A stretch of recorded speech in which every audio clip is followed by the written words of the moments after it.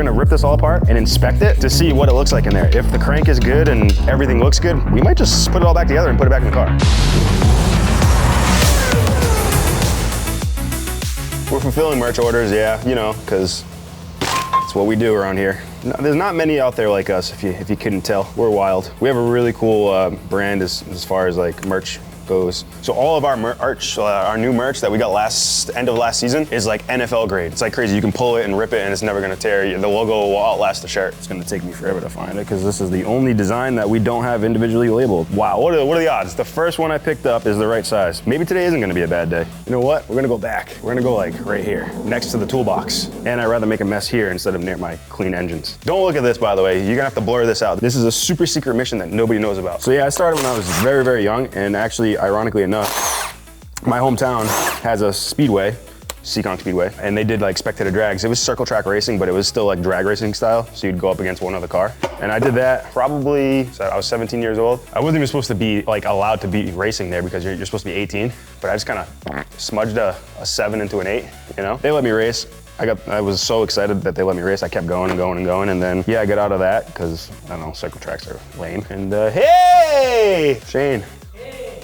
I won a bunch, but I lost a lot too. Oh, nice. You brought me a flower. My background with cars, I was just a broke kid that couldn't afford to pay people to fix them, so we had to learn. Pretty much the same, probably the same shit that most car guys that are into this get, you know what I mean, get into. Is not being able to afford to do the things you want to do to the cars that you have at the time, barely affording the parts, and then now being able to afford them, but who's gonna put them in? Oh shit, me. And now we're gonna destroy the car, installing the parts, because we didn't know the correct way of doing things. This is all beginning, not now, of course. The program's a lot better than what it used to be. But that's pretty much it. That's what got us into the cars. I would say Nick's probably the same exact way. We were just busted ass broke kids that didn't have anything. Kobe. Nick's better with the timeline of that. I'm very good for forgetting.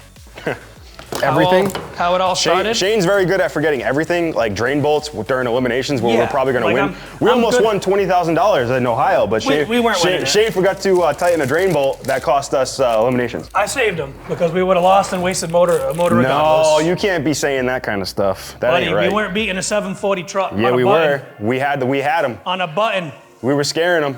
So this motor right here, we had in for almost the entire season last year. This probably has about 40 passes, all 7.7 passes, 192 plus. I mean, this motor has 6 world record mile/hour passes on it. If you have a really, really good heart, you're gonna outlast all the bullshit. If you have a shitty heart but an astounding physique like myself, you know, you're only as good as your heart. So this is the Heart of the Wild Evo.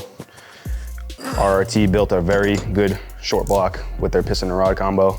We're gonna keep giving it hell. We might even put this back in. So that's what we're doing today. We're gonna rip this all apart and inspect it to see what it looks like in there. If the crank is good and everything looks good, we might just put it all back together and put it back in the car. We'll see. And it's very exciting because it has a lot of passes on it. There you go. Almost. Come on, you can do it. Give it to her. There you go. Many things could be destroyed inside. There's gears, shafts, bearings. Most trannies have synchros, so there's a lot of things that can fail. We're taking everything apart, so we gotta start with timing, and then we'll get the head off and all that great stuff. That's a Quartermaster triple disc clutch that we're actually partners with, so Quartermaster sponsors the car. They give us all these, they hook us up with all those clutches all season, and they're actually working on a new design clutch for us. It's kind of what a triple disc clutch looks like. Most standard cars come with a stock single disc clutch. You can put that right on this table. Put that right on this table. I want to keep track of everything that comes off this motor so we can R&D and see exactly how everything's working. We've done a lot of like trial and error. A lot of the R&D behind that was Rafe, again, RRT Motorsports. He's our good friend. He's our tuner. He helps us with the engines. He does our transmissions for us. It's mostly Rafe. He's been doing it for 20 years and he's given us all the knowledge. And we've been there with him the last, 4 years, 5 years, like side by side, like really pushing each other. So it's like a big family, but I don't think the car or this platform would be anywhere where it is if Rafe wasn't involved. Yeah, we could take this apart with our eyes closed. And then put it back together. 100%. We did this at the track in the dirt, and we just fully assembled an engine in the dirt, like pistons, rods, crank, bearings. We've done it a million times. A lot of people ask us like, why don't you guys assemble your own motors and shit like that? Could we do it? Probably. It's just the point of, we have such a respect for Rafe that he's part of our team. We're part of his team. So we let him do it. He's the master. That's what he does. It's what he does. Wow, that stuff's real good in there. Hang on, Jay. Yeah, it's tight. Tight like a tiger. You're getting all excited. Yes, you are tight like a tiger. I am. Let's have fun with the birthday. Keep your dipstick in your Jimmy. Little baby wiener. Little baby wieners.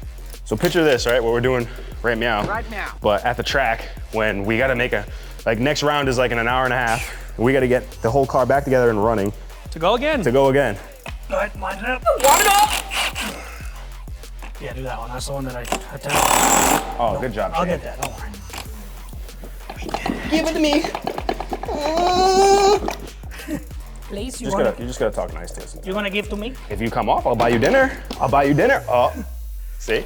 This right here is oil filter housing. We run a frontline fabrication, build an oil pump, and we run their oil filter housing as well. I was always good at I don't know, figuring shit out before anybody else could. Yeah. Like I wouldn't even say a word, I would just look at it and be like, yeah, let's do it this way. Play with it. Just play with it, man. Because if you start taking it apart wrong, you're gonna put it together wrong. Or you're just gonna make more work for everybody at the end. All right, so this is the moment of truth, boys. If we take this apart and that crank is good, I'm putting the whole thing back together. I'll be shocked, because it lasted all season. This is the fun parts washer.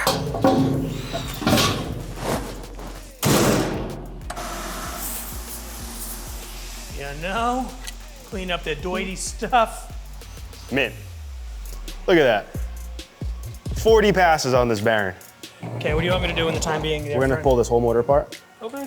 Try to save these bearings as best we can. Oh my God, look at that thing, it's mint. Crazy. Ugh. Brand new. Could we put this back together and probably rerun it? Hell yeah, are we going to? No, we're gonna do new pistons and rods, but we're gonna use that crank. We're gonna inspect that crank a little bit more, but I think it's good. Might even reuse these bearings. Save them for sure. It's hard out here, you know? Little baby wiener. Your little baby weenie. Why he broke out on enchilada night, I will never know. Why he chose enchilada night, I will never know. Are you ready for this? Bro, this crank's mint. No way. All my bearings are mint. Look at this thing. How is this? Look at it. Here's cylinder 4. Look at the bearing. I got one floating around here somewhere. Look at all brand new, dude. Pistons are good too. I'm gonna reuse this crank. I'm gonna leave this in here. So that crank has like 90 passes. Probably about 90 passes, yeah. Bring me the block. I'm gonna leave the crank in it. Yeah, leave the crank in it and bring me the block. Okay, I'm gonna bring this head to you too, so we can use your machine shop for a valve job. This is the good head. I finally got some good head, you know? Team Goodhead over here. You heard? All right, I'll call you back. But since this is coming out and going to him, we need to save all of this. But taking all the bungs out and Take stuff? everything out of it and label it which motor it is, so that way we don't forget. I live a little bit further away, so I'm a half hour away from Nick. So I get up a little bit early, get in the shower, get my ass over here. Yeah. Need this? Can you just slam me quick, dog? That's no good. So this bolt is probably like, I don't know, $7 to $10. That crank is worth $1,800. Could I have sat there and made this work? Yeah, but I'd rather just replace the bolt, even though that bolt's gonna get thrown out once we're done with doing this, you know?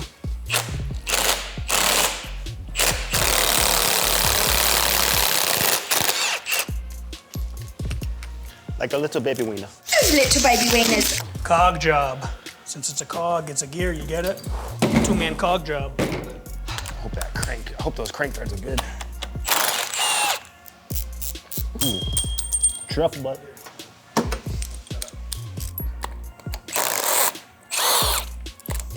You get 13.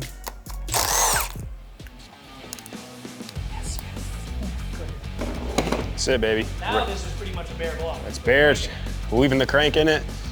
We're gonna leave the crank in it so that it can be checked and respec'd and mil-spec stuff with the caniffler pins and the specs and the stage 7 trickle bean vanilla bean colada. Yep, That's what we do around here, you know. It's got the stage 17 million caniffler pin with the bezel chrome. No, that's it.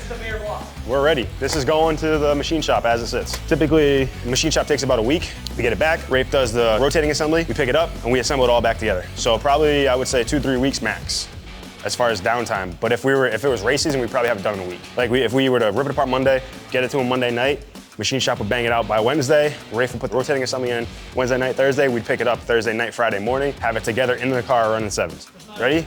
Cut.